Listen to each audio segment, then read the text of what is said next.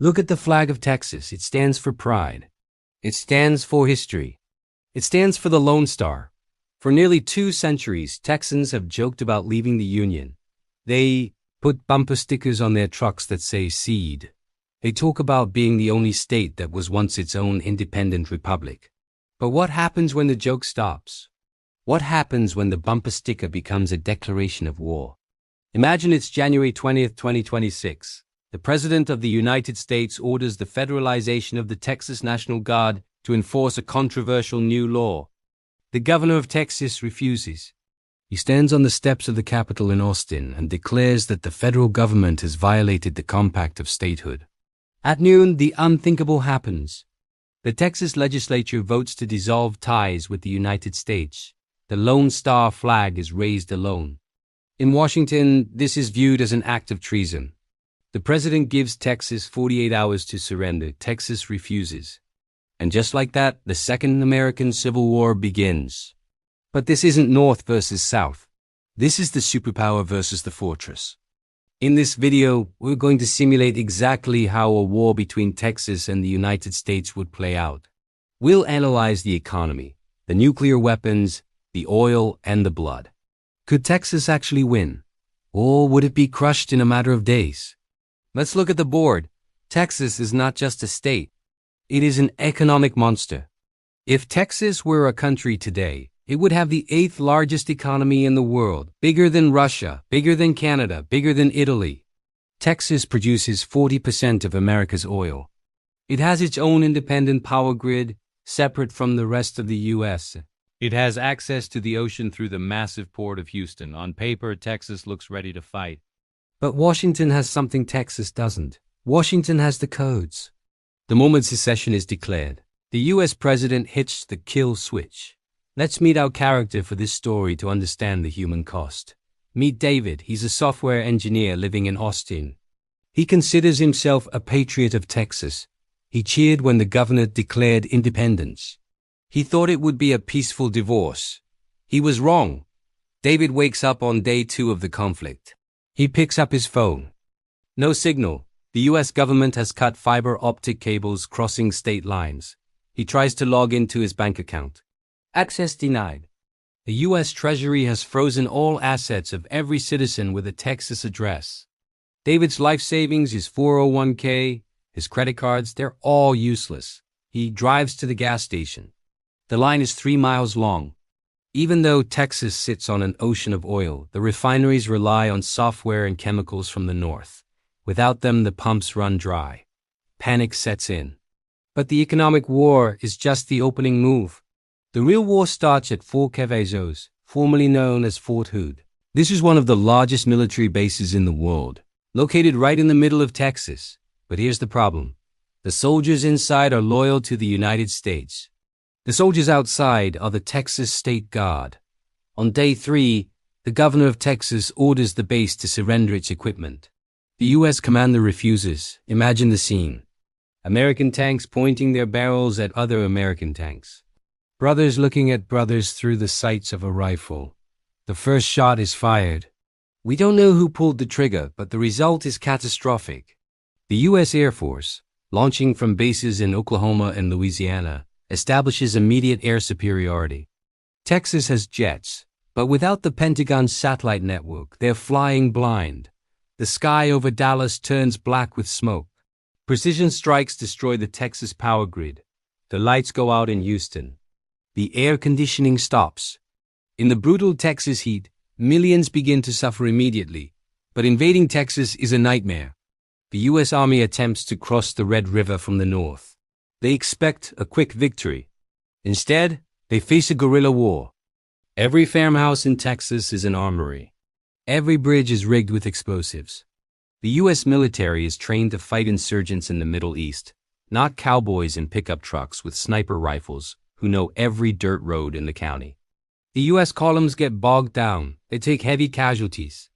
The morale of the U.S. soldiers collapses. They don't want to bomb their own countrymen. Desertions begin. Units refuse to fire.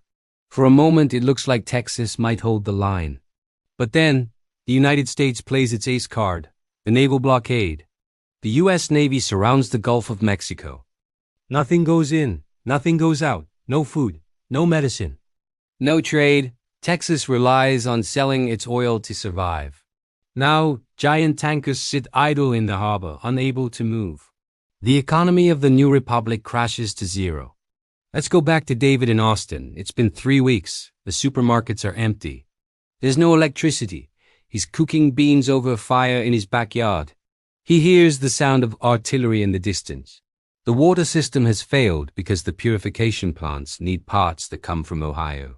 Dysentery and disease begin to spread in the cities. The hospitals are war zones. David realizes the truth. Independence is expensive, but Washington is suffering too. Without Texas oil and gas, the price of fuel in New York hits $15 a gallon. The U.S. stock market loses 50% of its value. The world economy enters a depression deeper than the 1930s. The President of the United States faces immense pressure. The people in the North are cold and broke. They want the war to end. They scream, "Let them go! It's not worth it." This is the turning point. The stalemate. If Texas can hold out long enough, if they can endure the hunger and the bombing, the U.S. might lose the political will to fight. But there's a twist in this scenario that nobody talks about: the nuclear question. Texas is home to the Pantex plant near Amarillo. This is the primary facility where the United States assembles and disassembles its nuclear weapons. On the day of secession, Texas forces seize this facility. Suddenly, the Republic of Texas is the world's third largest nuclear power. The governor of Texas issues an ultimatum: lift the naval blockade or we detonate a tactical device over the advancing U.S. Army. The world holds its breath. This is the Cuban Missile Crisis, but on American soil. The U.S. president has 2 choices. Option A: call the bluff, invade, and risk turning the continent into radioactive ash. Option B: negotiate. In our simulation, reason prevails. A ceasefire is called. The Treaty of New Orleans is signed. The United States agrees to recognize the independence of Texas. Victory? Not quite. David walks through the streets of Austin a year later. The war is over, but his life is unrecognizable. Texas is free, but it's broken.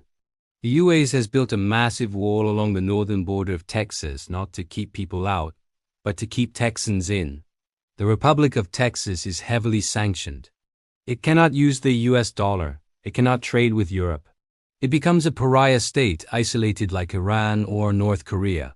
David has a job again, but he's paid in Texas scrip, a currency that loses value every hour. He can't travel. His passport is rejected at every airport in the world. The crime rate is low because the government is a military dictatorship. To win the war, Texas had to sacrifice its democracy. The governor is now the supreme commander. There are no elections. Dissent is crushed to maintain national unity. And what about the United States? The loss of Texas is a fatal wound. The map is changed forever. Seeing that Texas succeeded, other states begin to whisper. Florida starts talking about its own currency. California stops sending tax money to Washington. The United States doesn't die with a bang, but with a whimper. It slowly dissolves into a loose collection of regions united in name only. So, who won the war? Nobody. Texas gained its sovereignty but lost its prosperity. The United States kept its pride but lost its future. This scenario teaches us a brutal lesson about the modern world. We are too connected to separate. Our power grids, our banks, our supply chains, they are woven together like a nervous system. You cannot cut off a limb without killing the patient. The romantic idea of a revolution looks great on a flag. It sounds heroic in a song. But in reality, it looks like David cooking beans in a dark backyard, listening to the silence of a dead city. But let's push the simulation one step further. What if Texas didn't fight alone? What if in the chaos of the split, a foreign power decided to intervene? Imagine Russian paratroopers landing in West Texas to secure the oil fields at the invitation of the new republic. Imagine Chinese warships breaking the U.S. blockade in the Gulf. Suddenly, the Texas Civil War becomes World War III, and the battleground isn't Europe or Asia, it's your front yard.